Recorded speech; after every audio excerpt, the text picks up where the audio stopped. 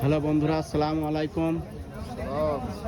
আপনারা দেখতে পাচ্ছেন আগের যুগের যে হাটে টুলে বসে চুল কাটতো, আজও সেই দৃশ্যগুলো দেখা যায়।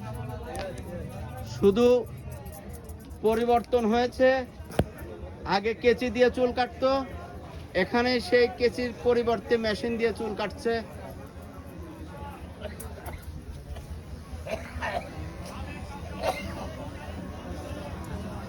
পরিবর্তনটা শুধু কেচির জায়গায় মেশিন বসেছে এই।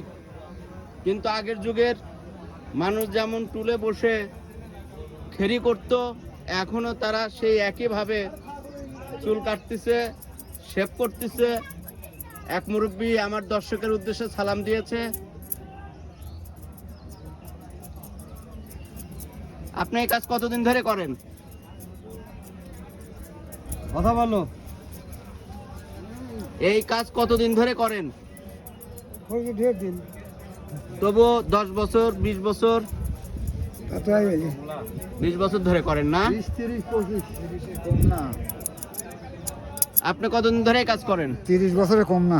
30 বছরের কম না। এই একই জায়গায়? এই সব জায়গায় হাটে হাটে হাটে হাটে হাটে হাটে হাটে চুল খেরি করেন না?